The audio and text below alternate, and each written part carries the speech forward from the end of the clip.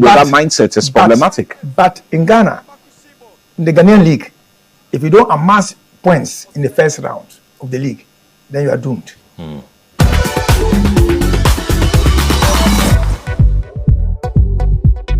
Playing body and then the technical team. So I'm sure the owner says, "Oh, let's go there and then compete." Yeah, but if you also go in with that mindset, it's problematic. But in Ghana, in the Ghanaian league, if you don't amass points in the first round of the league, then you are doomed. Because points are amassed during the first round of the league. Anything can happen in the second round in the Ghanaian league. So if you are wobbling now there, and then there's no turnover, and then we move to the second round, you see what we did. We are knocking at the doors of relegation.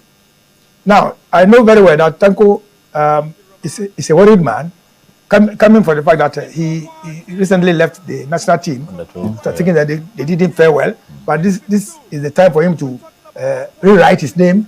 That he's a very good coach, that is able to build a team of a useful side to compete. Now, 3 matches in a row. You lose the matches. I mean, definitely as a human being, you have sleepless night. Because now you don't know what you are going to tell the boys again. You are at your wit's end. I've told you this, I've done that, but still the results are not coming. Yeah, but the inexperience is clearly telling. Yes. So for me, I think it's a rebuilding process. But they should be able to be picking points, to be able to be in the middle there. But instead, still wobbling down there. Especially when people are not finding their feet. Like Titi, I said something here that the league will always be assessed when they play 4-5 matches. You remember I said it here. Now, when the pieces are after 5 matches, we'll be able to tell you who are really competitive. And it's showing, you see. So I know Ibrahim has something under his sleeves. Sometimes he must also revisit his training program. Sometimes they are youngsters. If the load is too big for them, it sometimes affects them during the time of play. You see, I mean, you will not see the best out of them. So I think he should be able to conscientize the boys as to where they are now.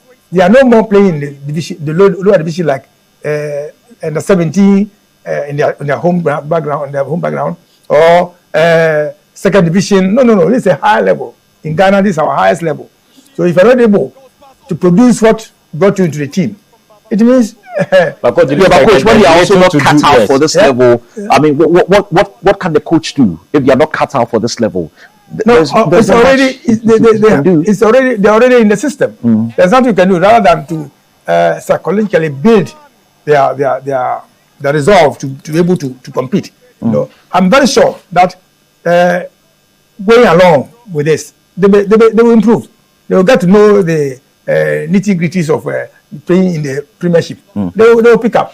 Okay. They'll pick up. Well, this game... You were saying something. Yeah, I mean, I feel there's little Ibrahim Tanko can do, but he's still in charge, responsible. But when the club has taken a stance that it's going to be a feeder club for European clubs, it becomes difficult. It's like the vision of Tanko might clash with the vision of management. Management says we don't want to keep them for long.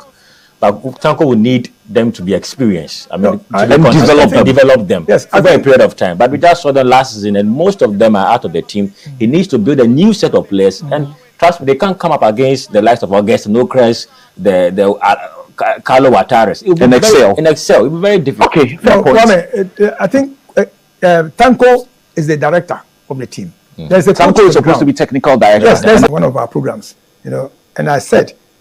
The FA should take a second look at hooliganism in our stadia, you see, and because the previous year it had happened, we didn't hear anything from the top as to what they would do to curtail this type of behavior. But I think I don't know whether they paid the heed to it or not. It has resurfaced, and I said the other team, other people who will make the game exciting. Our referees. Our referees should be able to be straight to the point. I mean, if it's a penalty, it's a penalty. If it's a goal, it's a goal. They should be very resolute in their decisions.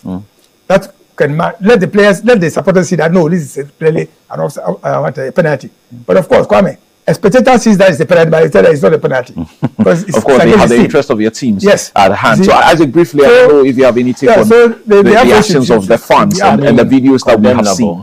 We need to condemn it. It cannot have a place in our game. I think something we've been battling for some time. It went, down a bit, but again, a game like this involving Kumasi and Toko, which definitely will have the eyeballs. There didn't appear to be that much security there. Yeah, of course, because it hardly will you hear anything at Brankesi. I mean, but again, it's no excuse. You need to get a formidable security unit every time we have a Premier League game. It's very, very important. When you find a player in the attacking third, goal scoring range, anybody, even the defender becomes a striker in that box because he can slot in the ball. Somebody from at that point in time, is a striker.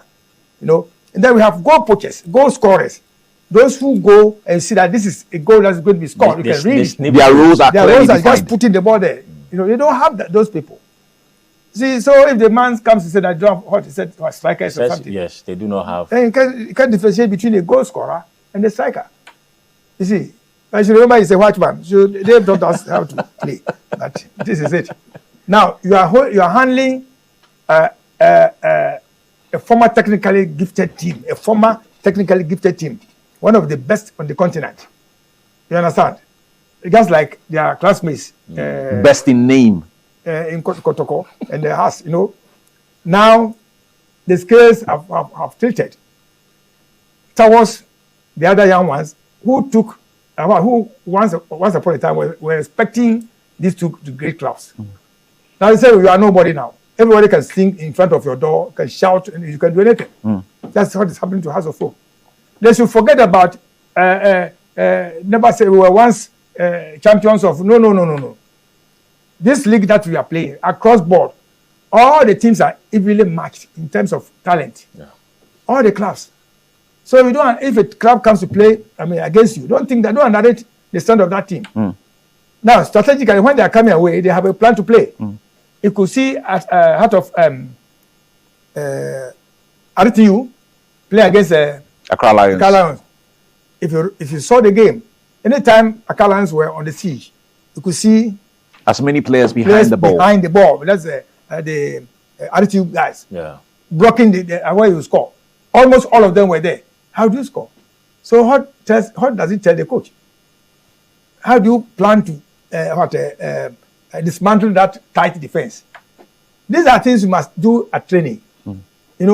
Simulation. Let people behave like a team that you are going to play against. So you know how to plan towards that. Because every team has its strategy. Now you are struggling in front of your own people. The loss of confidence is one thing. The pressure on the coach. Now the coach doesn't hear our language. So whatever you say, he doesn't mind. If it were a Ghanaian who will hear what is the background, the warnings from the background. You see, that you will not even leave the stadium live. Because these are live, which has gone to some of us before. You see, and we are still surviving. It's not easy. Coach, they've only done 5 matches. Yes. I can understand, the frustration of some fans who would have thought that the team would have won a game or 2 or even more by this time. They can't do much about the 5 games that haven't played, but they still have 29 more games to play. Yes. And then based on the results from those 29, we'll see where they finish. What should they be doing going forward? This time, I think they should revise their training program.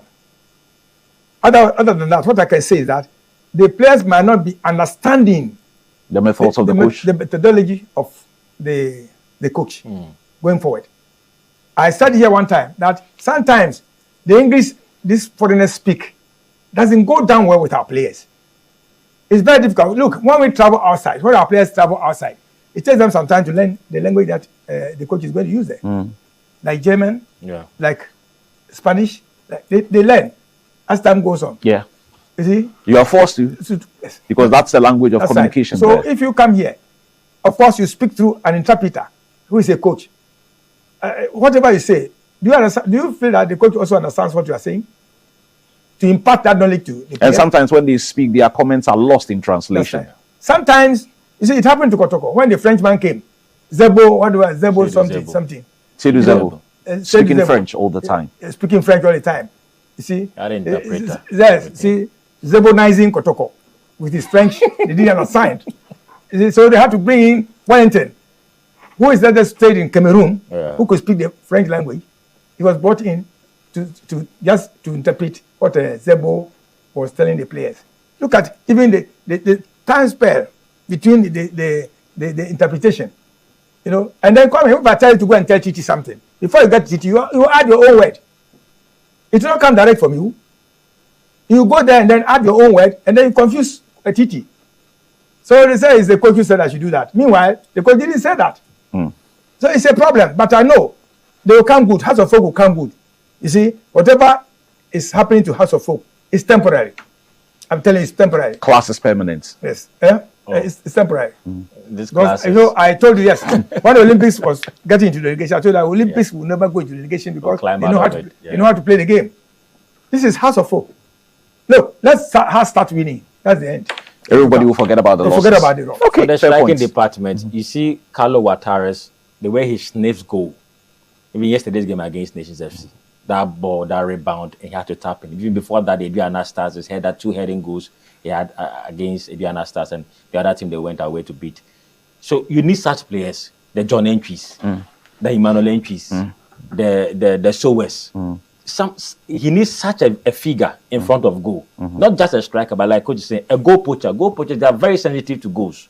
They don't really score the most beautiful goals, but they are just there at the right time, just to give that. And they get the job done. They don't have that kind of player at this point. Okay, Asamajan, people call him a striker. Asamajan is a goal poacher. Asamajan is a goal getter. He knows where to position himself and get the ball. Now, let's analyze the midfield of House of Folk. Do they keep the ball too much? Possess the ball too much in the middle, as at when to release the ball to their strikers to go and score. So in so doing, you play off the strikers, so they'll drop into the middle to also come, enjoy the game. Otherwise, they will left wanting. Right. So we'll see how it goes.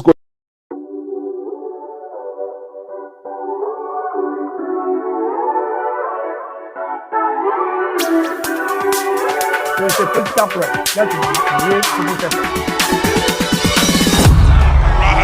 With the concession, and it's goal number 2.